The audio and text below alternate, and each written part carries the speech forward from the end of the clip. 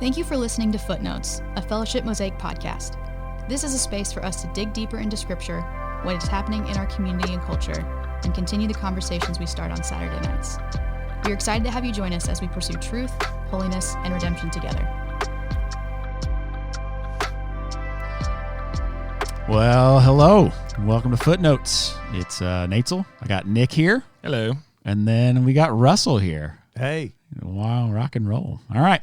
Well, we've been in the past 3 weeks. We've been in a series that we call Grow Together, and it is a framework for what Mosaic is intending to do as a church, and it just is a helpful opportunity to get year by year. We could do it every fall, and when we kick off the year, that we try to clear the clutter of what accumulates over the year, and we try to get that crystal clear focus again on what we think the work of the church truly is. And so we kicked off the series with Nick, and he was leading us through kind of a vision for worship and that large group gathering that we do. Colin followed it up the next week with a vision of what it looks like to make disciples and be evangelistic where we live, work, and play. And then I wrapped it up this past weekend with just a vision of what it looks like to be in small groups and live our lives on behalf of those nearest to us. So any kind of, just walkaways that y'all have in hope for what you want to be kind of ringing in our ears as we get into the 1 Corinthians series? You know, one of the things that's exciting to me about doing these kinds of fall launch mission vision focus series, I don't know if there's anything I've ever enjoyed as much as being a part of a group of people who are all committed to the same thing. I remember I always heard the theory of that around sports. My experience of sports was there was always so much ego involved and even so much competing with your teammates to stand out. I never actually really felt that on a sports team. Where I felt that was making music, because there's a degree to which it in a band or a choir, it's really hard to shine without everyone else shining also. And so I remember my senior year, we did a musical, and did the whole High School Musical thing. We didn't actually do the show High School Musical, but there was something about that, like all in, like you're trying to pull something off that feels really epic and really big and beyond. Like, are we really trying to do this? It felt like such a big deal. Yeah, are we all in this together? Are we? Thank you for that. Well done. And I even know, like, sometimes our staff will go. He did. He nailed it. Our staff will go to other church conferences, and oftentimes they'll come back just so jazzed about how compelling what they saw was. And I have the same thought every time. They usually come back and think it was this cool idea the church had that was so compelling. And I'm convinced every time what was actually compelling was they heard like 8 speakers all excited about the same thing. Yeah. And that's actually what was compelling, was the unity.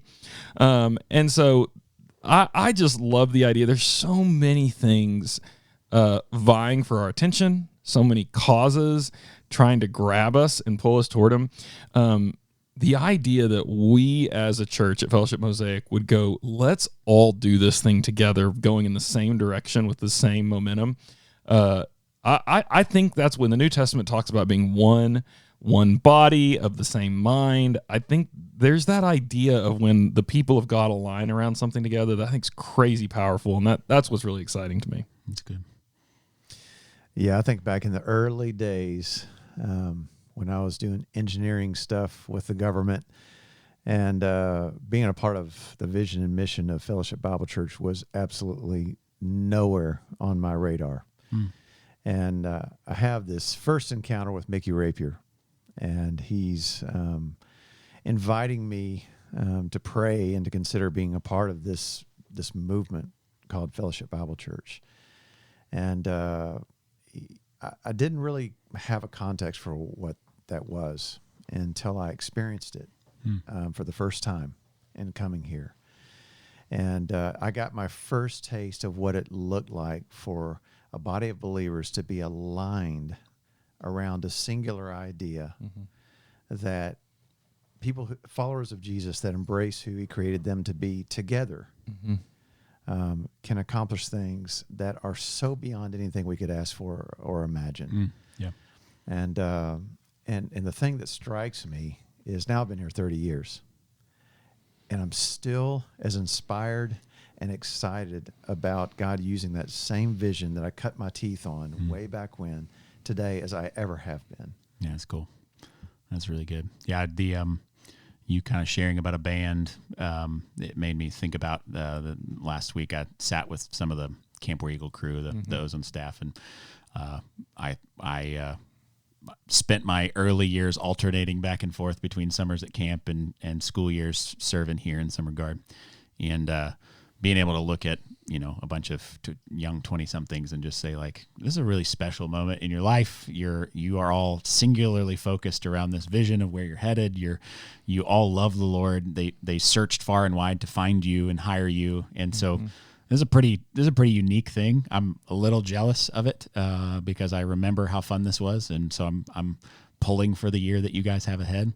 To be able to go, that's really what we're doing at Fellowship too. Is it's almost the invitation of, like, this is going to happen this year, whether you want it to or not, because God's going to be moving, and we're going to keep doing the same things we've done. Yep. And so if you want to sit on the sidelines, if you want to miss out on these things, I guess it's an option. It doesn't seem like a very good one, but I guess it's an option. Yeah. And but instead, what I want to call us up to is beautiful things are happening, and it's pretty special. And I don't have to be jealous because I'm actually here and I get to be a part of it this time. And so, I wanted to thanks for kind of Russ leading us into a little bit of the stories piece. I know that the three of us all share at least an affinity for the mission and vision of Fellowship because we've seen it, we've walked it out. It's changed our lives fundamentally. That we were different people before our Fellowship experiences than we are today, and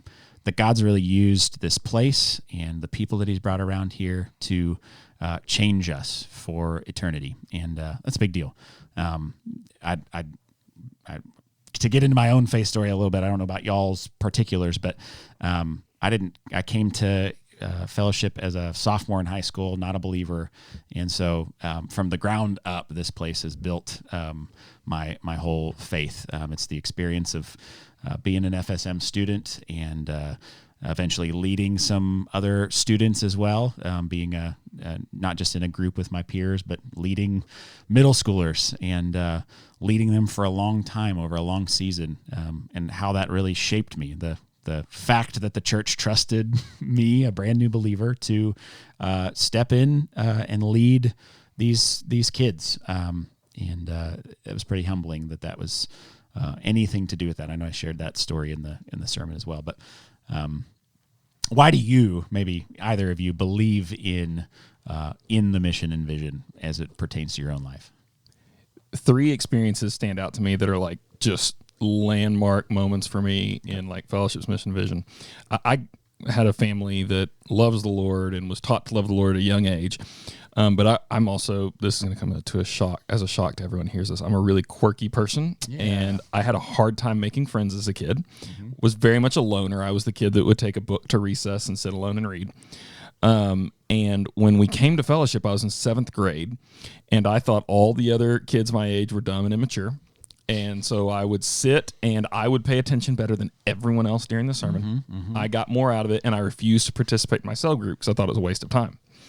But I loved playing guitar. And Sam Hannon heard me play and said, "Oh, you need to be leading worship." I was in 8th grade at this point. And he said, "We need to get you involved serving." And he said, "What cell group are you in?" I said, "Oh, I don't go to cell group." And he goes, "Oh, that's a deal breaker. Like, you can't serve if you're not with other people who are helping you grow." And so that pushed me to get involved in cell group. And like, I met some of my best friends at cell group. And that was when I first learned really actually to be in relationship with other believers. That's cool. And so that was big. The second one was when I started serving and playing guitar. Like, the degree, that whole produce and release idea, the ridiculous degree that people are entrusted with stuff around here. I think I was in 9th grade that I started doing this. Drew Caperton was leading what was the 4th and 5th grade ministry. At 45. At 45 back in the day. And they had no worship leader. And so Drew took a 9th grade me and said, "Hey, Nick, you're the worship leader for 4th and 5th grade. And so what I'm going to do is I'm going to buy you a pack of guitar strings every month. That's your payment. And he would come once a month to my middle school lunch at cafeteria, and we would do worship planning in the cafeteria. He'd bring his laptop, and he would say, these are the 4 messages I'm doing over the next 4 weeks. Let's plan the songs together. That's awesome. And I was the worship pastor for 4th and 5th graders as a 9th grader. Yeah. And the degree of like responsibility and training, and it was me and other like 9th graders. We had a little band of like people learning to play drums and learning to play bass. And I was entrusted with so much as like a 14-year-old that it's dumb. I mean, I look back and go, what in the world? But the reality is like Drew took the time to teach me how to do that. Yeah. And like there's so much of who I am today because of that trust to take a 9th grader. That took a lot of time for Drew to come spend his lunches teaching a 9th grader how to be a worship pastor. That's really cool and really insane. And then the third one that was really impactful for me was I came on staff here on the student team when I was 21 and got married. And at 23, I realized like I was kind of a train wreck. Like there was a lot of sin I hadn't dealt with in my life, and like marriage just brought all that to the surface. And I just felt so undone. And I went to Chip Jackson, who was leading at that time, Mosaic, and I told him like, Chip, I'm a mess. I think I need to get out of ministry. And he said, no, actually, your broken mess is what's going to make you a great pastor. So what we're going to do is we're going to put you in Celebrate Recovery, and I'm going to walk with you through this hard stuff to restore you to health. And those are 3 of the big turning points for me in my time at Fellowship that really shaped what I love about this place, what keeps me so bought into it, that idea that no one walks alone, you need community. That idea of ridiculously trusting people with ministry, and that idea of like helping people walk through healing from their brokenness. Those shaped me in a really powerful way here. That's all good stuff. Yeah, my music obviously is a big part of my journey as well. And actually, my mom tells it this way. She said that she couldn't find a babysitter when I was little. I was like between 2 and 3, and took me to see Romeo and Juliet, and so she just prayed that I would behave to some level of noise level. And she said I came home and started kind of picking out melodies on the piano. And so I don't know if I believe it or not. But anyway, that's what she says. And so music's always been a big part of my life. But it's always been one of those things that I didn't necessarily know what to do with. And faith was not necessarily a topic of conversation in my home. And so there's really no reason for me to know Jesus other than the fact that he pursued me with his love. He made himself known to me through different circumstances. And probably my first picture of this idea of empowering and releasing people to fruitful ministry came when I was a teenager, and I was a part of a church that had a student ministry on Saturday nights. And I would church hop because our family didn't really go to church. And so I would just visit different churches. Again, just really the graciousness of Jesus and creating those pathways. And there was a guy named Hayward Miller who it's so fun for me to close my eyes and to picture Hayward's face. Because that's a face that God used to change me forever. Yeah. And Hayward saw a little broken kid that had an affinity for music and maybe could play maybe a few years above his age range, and gave me the opportunity to serve. Yeah. And in the context of, quote, ministering, I was so deeply ministered to and felt so deeply seen. Yeah. And he invested his time, his heart. He gave me opportunities to grow, and it had such a profound impact. And there were many bumps and bruises that followed that really led me to a point of where I had to ask, because as the deeper that I pursued faith, it seemed like the more resistance I got. And it was a really turning point going to college is, are you going to follow Jesus in this next phase of your life? Yeah. Is this where you're headed? And by the grace of God, he led me down that pursuit of just getting to know more deeply his heart. And the second picture was a guy named Cletus Sipes. What a name. Cletus. Yeah. Hayward and Cletus. That's Cletus? Some Hayward. Alabama life there. And same thing. In the college context, he saw now a what's becoming a broken young man that's trying to figure out his way. And music was one of the vehicles that they used. I served in the Baptist Student Union. He led the Baptist Student Union. By the way, he had a heart attack and went to be with the Lord. But such a faithful man of God that saw more than I saw. Yeah. And so, and gracefully led me into the things that he saw. And whether that was discipleship with a master plan of evangelism or in opportunities to serve in worship and Bible study with Baptist Student Union, it really equipped me to take just the next step in my faith, and ended up becoming part of a Christian band called Voice. We had serious hair.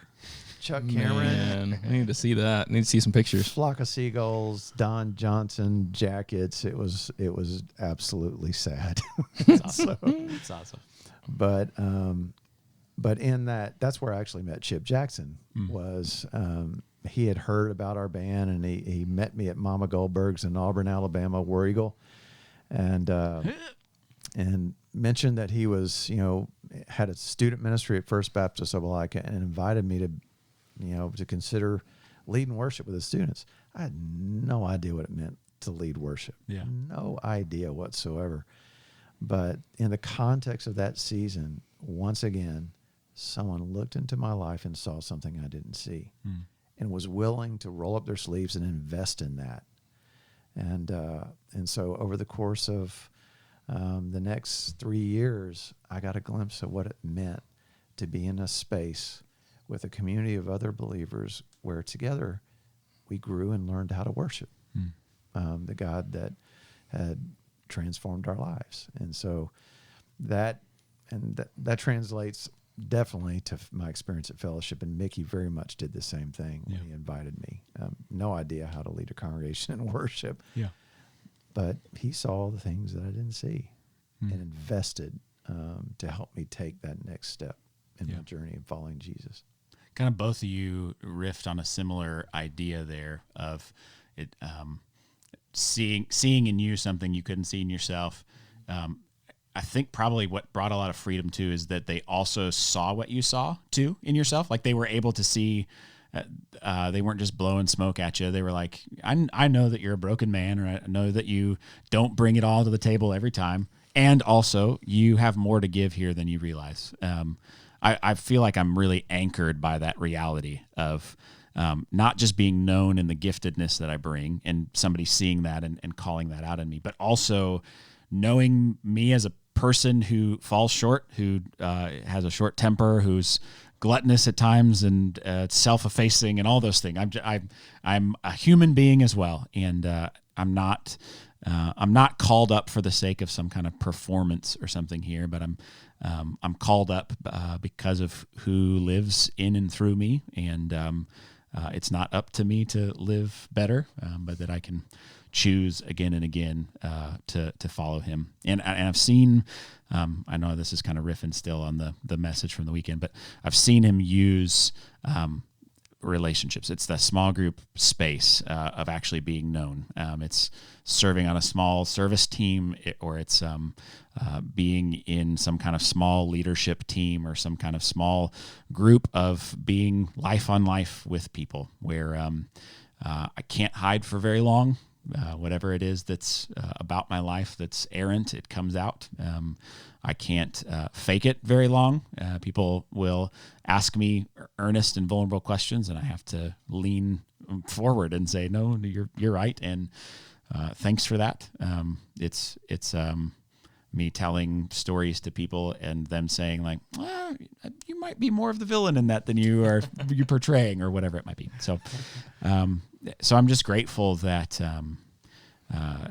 that in the vision of what Fellowship is, that it is this producing and releasing of leaders, that God's going to, and he does, we've just kind of repackaged it that way, but God is in the habit of picking people and redeeming their faults, setting their feet on a narrow path toward him, and then calling them not just to follow him, but also giving them a hand in the work of drawing people toward him as well. That a bunch of crooked sticks are all trying to draw the same straight line. That's a quote from somebody else. But anyway, any final words that y'all would want to throw in here? I'm excited to do this together. Yeah, we're all in this together, as you said so well. Yeah. No, it's really good. This is something worth giving our lives to, I think. So. Yeah. People may be listening to this, and I'm sure that most of us ask the question of, what's within me? If you talk about producing and releasing spiritual leaders who know and express the authentic Christ in Northwest Arkansas and the world, certainly I still ask the questions of what does that contextually mean in this season for me as a granddad, 56, and into a new season of my journey of following Jesus. And that's an okay question to ask. But in a community of believers, that is a great place to explore that. Mm-hmm. In isolation, the enemy does really tough stuff with us, and is really good at further darkening the reality of who God created us to be in isolation. And so to choose to engage is I think, such an incredible choice to go deeper in who God created you to be. That's good. And I think about, Nick, your teaching a couple of weeks ago with, framing worship, which I was so inspired with the way that you framed it in the context of our worship being a tool, an expression of heart where we magnify the image of God. We make him look good. It's not about, was the worship good? Was the music good? Mm-hmm. Was the teaching good? Did they, carry out elements with excellence? But it's really about magnifying this picture of God. And the picture of that Hebrews gives us in, or the writer of Hebrews in verse 10:25 is that picture of don't forsake getting together. Mm-hmm. And by the way, don't forsake the assembling together all the way to Jesus' return, and then you go all the way to Revelation 7. And it's not like we do it until then. Revelation 7 is a picture of keeping it going. Yeah. That this great multitude of people worshiping, acknowledging, and seeing Jesus face to face for who he is. Mm. And so this worship practice together is such a powerful part of what it means to be who he created us to be. Yeah.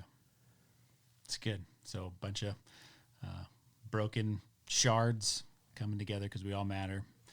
And we matter because the one who matters has said that we matter.